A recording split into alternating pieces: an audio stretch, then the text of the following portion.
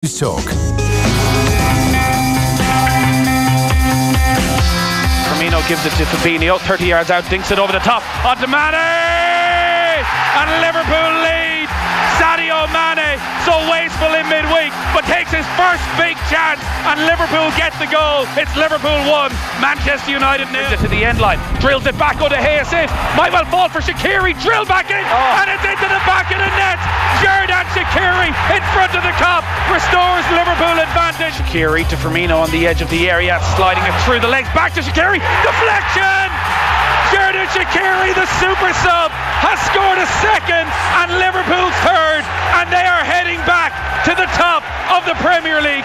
Surely now Manchester United are beaten. They play in relation to their qualities, the same way the opponent played in relation to their qualities. They are fast, they are intense, they are aggressive, they are physical, they are objective. They play 200 miles per hour with the ball and without the ball. I am still tired just to look at Robertson. He makes, I think, 100 meter sprint per minute. Absolutely incredible. And these are qualities.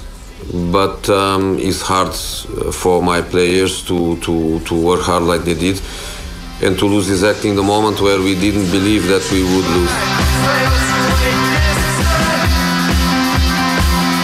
There we are, commentary of yesterday, thoughts from Mourinho and Pat Nevin's theme song. Hello, Pat. How you doing? Are you all right, lads? Yeah, very good. It's interesting, Chemical Band during that commentary clip, he doesn't like that when a goal's about to be scored, he can be heard on CoCom going, oh, I don't know, I think it's okay. No, that's not good. I'm stealing Nathan's moment, because Nathan's very precious like that as well, so I feel as though I'm stealing his moment. It's not good, it doesn't sound good. Is that bad co-commentary etiquette, Pat? I don't know. Only in extreme situations can you, I think you should come over. I think we've been trained, Kevin and I, very similar on that. You allow the commentator to have his moment, because that moment's going to be, as you know, replayed, it's going to be clipped, it's going to be cut. And even when the commentator's finished that hit, you give it 2 beats, you give it a second at least, and then you come in on the top of it after that, because it makes it easy for the edits, for afterwards, and also allows the commentator that moment to kind of build it. Then you say something different at a different pace, different speed, maybe up or down, or add to it. So there's a kind of skill in it. But there are moments, Kevin, just like you say, like now and again, you go, wow. Yeah, I'm probably doing it a bit too much. That's the thing, though, Pat. Probably, yeah, overselling it a bit, really. So I've just listened to myself a couple of times when we come in and we do this. So yeah, I've got to cut it out, I think. What else do you do wrong? Let's really dig in here. Probably Nathan will tell you how much what I do wrong, or Dave Mack will tell you what I do wrong. Yeah. And is it the same on TV? You let the commentator do his thing, and then is it the replay that you come in over, or where do you come in? Celebration? Yeah, try and wait for what I would try and do. Yeah, doing TV, try and wait for the replay. Certainly don't come in before it. Let the pictures breathe, Joe. Oh wow, that's profound. You know. What's the Pat Nevin rule on TV? Don't go on it, because I've got a face for radio. That's the answer for me. I tell you what, Pat, I've seen you all over social media over the last day or two. Have I? In relation to Spotty. So I can't remember which one of the BBC's feeds they've put you on, talking about your moment of the year. So they've had you all over it yesterday. So you're obviously at Spotty last night, weren't you? And they were asking you your sports moment of the year. I was actually doing it for BBC Radio, so I was on the whole show. So there's a TV show, but there's also a radio show, and the radio show has to be done slightly differently. So myself, John Imberdale, and a bunch of guests. And then what we fortunately had is every single one of the award winners comes straight from the award and sits beside us and talks to us. Oh, nice. And we've got our own audience of about 100 people as well. And it was brilliant. It was really interesting, but you know, you have to talk about different sports, like in sports you have limited knowledge of, but I have to say, I've been once or twice before, and I didn't really enjoy it. To be honest, it's not my kind of thing. But working on it was different, and I really liked it. So yeah, good. I can't remember what I said my moment it was the year. Possibly the golfing. No, I can tell you what you said. You said it was Cristiano Ronaldo's overhead kick for Real Madrid against Juventus, because you're at the game. Yeah, the one that I was actually at. Yeah. And funny enough, just as you mentioned talking over it, I immediately jumped back to that moment. Because that was the moment I went, oh my God.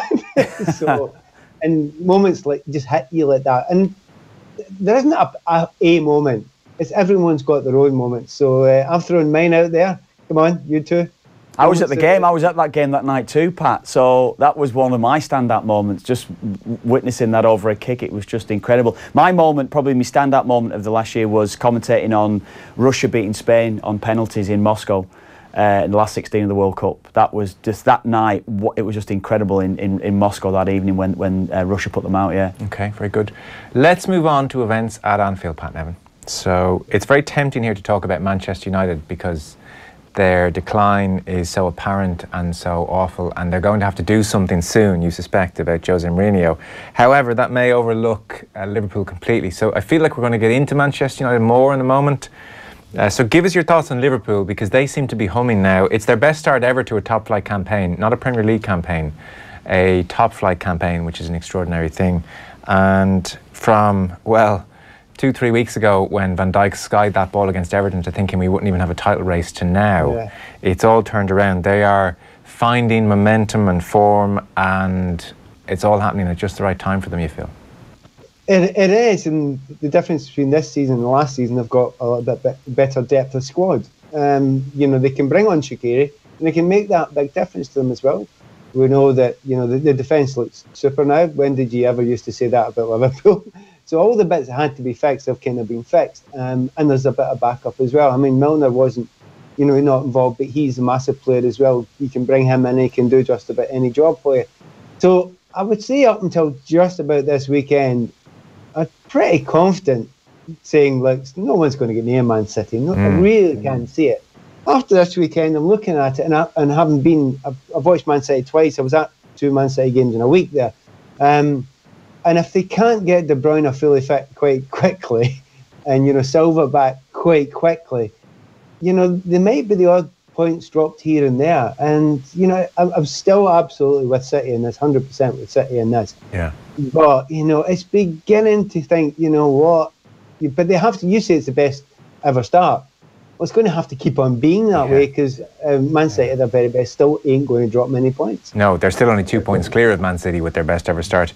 So, I mean, look, there's a whole host of areas to talk about with regard to this game. Mourinho mentioned Robertson, who he felt sprinted 100 metres every minute or 200 metres every minute. I feel like Robertson was getting faster. He was so eye-catching, some of those runs. Gary Neville on commentary was perplexed as to why nobody was even attempting to track him for much of the game, whereas they were tracking runners on Klein's side. Sometimes it's hardly worth it because you can't keep up with it, I suppose. But it is extraordinary. His timing of the runs is not stupid runs either. He knows what he's doing with those runs. Also, the team you're playing with, they're dragging everybody else all over the place as well. So it's all very well chasing him. But you have to, everybody else has to sort of bend round and curl round to make sure that they stop him as well. And it's that fact that it never seems to be below that extreme pace. I mean, you've got two people here, I think, that can talk about it as well as anyone. I spent a lot of time not wanting to chase that full-back, but having to, but trying to sack them out. And a lot of times the full-backs, if you sacked them out as if to say, right, I'm not coming with you, they would hesitate. No hesitation ever from Robertson. Just never happens. That's the idea.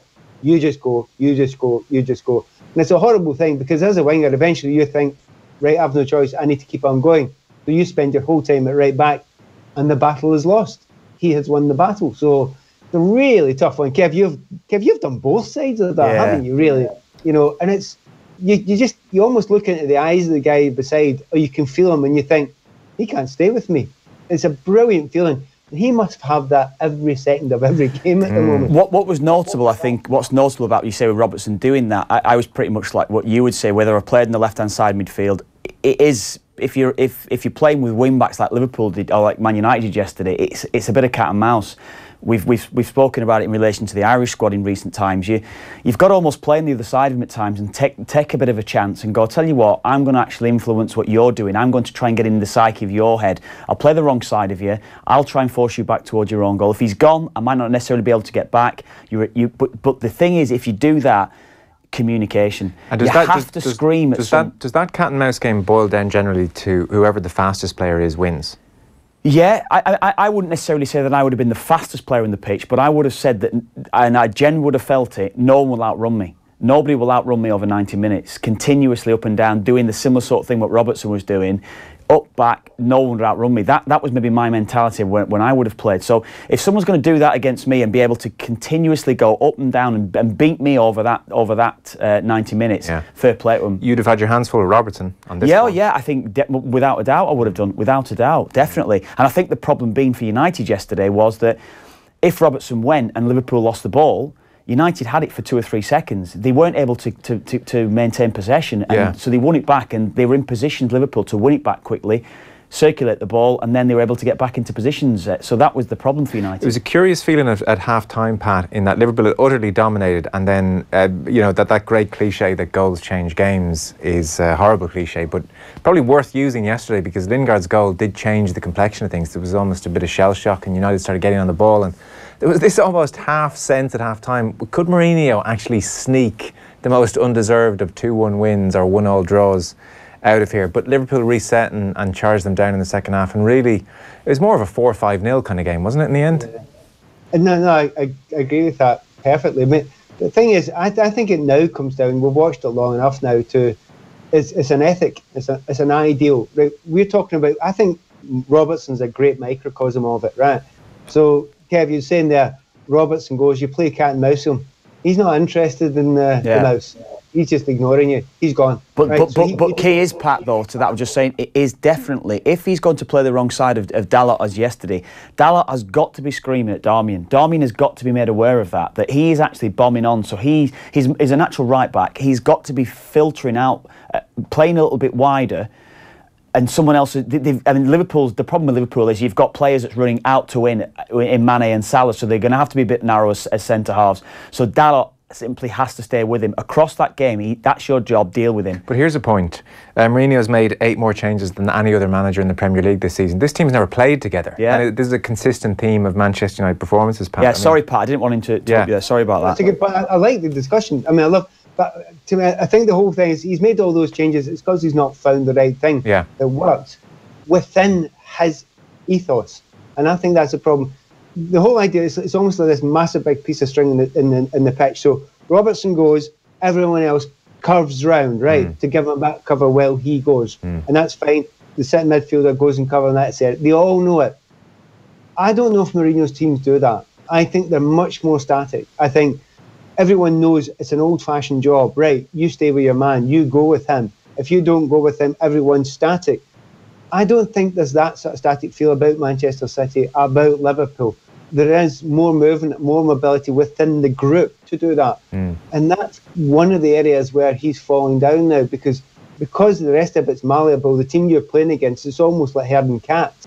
You can't. Whereas with Mourinho's team, I know where they're all going to be. I can close my eyes and I can tell you roughly where everyone's going to be. You try doing that with Liverpool. You try doing that with Manchester City. You can't. And because his more structured methodology can't cope with that, he's looking more and more like yesterday's man. And it's purely because of things like Robertson looks a simple thing. But it's not Robertson. It's everybody else adapting to what the likes of Robertson's doing. And when he's not doing it, they'll go and do it on the other side. And it's a joy to watch. It really is. And you just wonder, is there any way Mourinho, he's not going to reinvent it. He's going to try and do what he does, but do it better. Is that good enough anymore? Yeah, Pat, a couple of things I wanted to ask you about, maybe in relation to both midfields. First of all, you've seen a lot of Matich over the last few years. What's happened to him? What's going wrong with Matich at the moment? Well, he's had ups and downs as well, even back from his Chelsea times as well. If he's got something, people around him, he can get close to players, and he hasn't got too far to cover. He's absolutely fine. He covers everything. He tackles well, but he can lose his head slightly. We can look at, if you think of someone like N'Golo Kante, it doesn't matter. He will kind of be everywhere. He's not got that type of engine. It's a wee bit more one-paced engine. So if you put him around, 2 or 3 guys that all know exactly the job and they're all doing it right, he's fine. He's okay that way. But he's not doing it all the time. He had one fabulous season with Chelsea, but it wasn't all the time. You almost had to take him out and bring him back in. So when he sort of left Chelsea, I remember thinking he might be just about the other side of his best now. And he'll have good games and he'll be able to do a job. But utterly controlling the negative defensive side of the game for any team at the top level, that's about his limit. But can he do it every week? I kind of don't see it. Have we overstated his importance then, just in general, across the course of his Premier League career? I suppose I look back at my times watching him through Chelsea and thinking, yeah, you're a really good cog in the wheel, you know. But if you're not playing, you get somebody else who can do it quite well. It wasn't a kind of, oh my God, Hazard's not there or whatever, you know. It's not one of them. He was very, very good at what he did, but there's other people that can do it. But he needs to be part of a unit. And the thing you have to add on top of it, creativity, it's limited in comparison to a lot of other, well, dare I say, a Manchester United midfielder. That's the thing. That's the limitations. It's clear we're in the end game here for Mourinho. What are the board waiting for? Is the really interesting question now. Does it not come down to whether you jump before the 1st of January or not? Because you need to make a decision. They've made decisions before. They moved very early in Moyes. They're so used to this concept of having a guy there for decades. You know, it's in weird territory they're in now. The cost of doing it is going to be astounding to get rid of 24 million sterling, although we understand on fairly firm ground that if Manchester United are out of the Champions League, it will cost 7 million less. Now, I don't know how much 7 million is worth to them. Right now, I'd say for a lot of them, the drudgery of the next 2-3 months is worth a hell of a lot less than 7 million. Yeah, if they were out of the Champions League, I think it would be a foregone conclusion. It would probably have been done by now. But he's got them that far, you know, and are they really hoping they can win the Champions League? You know, it's just not going to happen. So they're nowhere near good enough to do that sort of thing. But then Mourinho's taken teams in that competition further than sometimes have deserved to in the past. So maybe they're kind of holding on to that. There's probably, I would guess, a long-term plan. They may well have half written off Champions League for next season, but already try to put in place and maybe planning it a little bit further ahead this time instead of panicking. So Mourinho does, you know, limp on until the end of the season. He goes and gets another job over in Spain, whatever. And then they've got time to go and put in place what they wanted, which is not only a new coach, but also a complete revamp of the squad. Because you try to do that halfway through the season, you're just patching it up again. Yeah. Man United have had a few years of patching up now. They could do without that. They need someone who can build something. Yeah, and one of the really curious things, you know, Roy Keane was on Sky Sports yesterday, and his general contention was Mourinho, no Mourinho, whichever way you want to cut it. Most of the players there aren't good enough to play for Manchester United, was his opinion. Now, I don't know how true that is, because we're seeing them in such a terrible environment, you know, but potentially here we're looking at a number of years. If Roy Keane is right, we're looking here at maybe half a decade, if not a decade, before they win a league again. It does seem an awful long way away, and I think we all agree with that. I mean, the classic one is what you all do is how many of those players would you take if you were Man City? How many of those players would you take if you were Liverpool? You know, and not at their best, but how they're playing just now. And there's very, very few of them just now you take. So you have to start looking around the planet. And the going rate at the moment to get a top-class player, particularly if you're Manchester United in crisis and you're having to pay a premium on it as well, it's astronomical. So when you talk about Mourinho leaving, I'm not talking about Mourinho leaving and paying him. I'm talking about everything else. Okay. Whereas he's probably thinking to himself, I can maybe do it with another centre-back here, maybe one more guy here. I can't, for the life of me now, it's very difficult to see Mourinho rebuilding an entire thing from where he is just now, in his image, with players that he wants, that will then be as successful as Manchester United need. I just can't see how it will work. I mean, he's done it before, but it's hard to see it. One last point. I think it's a bit rich when those of us who, I'm talking about me here as opposed to you two, it's a bit rich when journalists and people onlooking can say, like, oh, the game has passed Mourinho by. You know, such a dismissive thing. You know, Mourinho's forgotten more about the game than I will ever know. Yeah. And yet I feel it's right to say that, you know, that the game has passed him by. But like as if somehow I understand the game more than Mourinho. I'm sure it's something you've thought about. How does the game pass someone by who's been at the cutting edge for so long, who is so intelligent, who is surrounded by it, immersed in it? How has the game passed him by? Well, I personally think there's a big thing. A big thing is to ignore what happened with Wenger and ignore what happened with Alex Ferguson. They are weird outliers and they are not normal, right? So everybody else, look at every other manager just about, and a lot of players as well, styles change quickly. Yeah, systems change quickly. I can remember the time I played in just as the Premier League was starting. I thought the Premier League style had changed massively in 2 or 3 years. It became a much more power-based, pace-based game. And I wasn't a fan of it, but hey, that's the way it was going. And then a few years later on, it completely changed again. Certain things had changed. I think the change I've had in the last few years with Pep Guardiola, with Jurgen Klopp, and the styles that they've brought in, you stick Chelsea on that as well. I think it's a step change of a level I've not seen in maybe a 10 years period, and it's happened in 2 or 3 years. So saying that he's yesterday's man, that's kind of normal. Things move on, styles move on. What is the thing that is successful moves on in football. It always has. It is a kind of a battle, like it's almost like a battle against a virus. It changes all the time. And if you're not willing to change, and by the way, that's the same for some players who have adapt and change as you go along. If you stay the same all the time, I can remember working, classic example, Kev, you played for Everton as well. I came to Everton and they were a fabulous team, so well organised, and had a set system. And then they stuck with it. And then another manager came in, and then the old manager, Howard Kendall, came back, and he kept on with the same system. And I'm thinking, that's 5 years old. That's gone. That's moved on a little bit.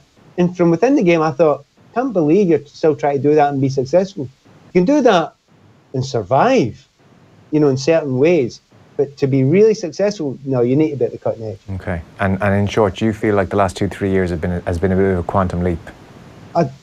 Yes and no. A quantum leap, if you mean yes, a massive jump. Quantum means small, doesn't it? Really? It's one of those phrases that doesn't make any sense. So I've been misusing the phrase quantum leap for years. No. Oh my God. Joe, honestly, come on. Everybody Honest to God, I swear to you. Seriously. Horrific. That is a blow. Seriously. I don't know how many times I said quantum leap. But everybody says it just doesn't make sense, that's all. Quantum's minute. But you're right, it's a massive jump forward. I always use the word an exponential jump forward or increase in things. And I think it has in the last wee while been like that. And by the way, it will change again. But at the moment, where it's gone, and just look at it, four Champions League sides for English teams, one of them being Man United, fortunately for them. But the other three, they're going forward. And maybe the last line to add on it, which is a real painful one for Mourinho. I think Man City are getting better. They're a better team than they were last year. Liverpool are a better team than they were last year. Arsenal are a better team than they were last year.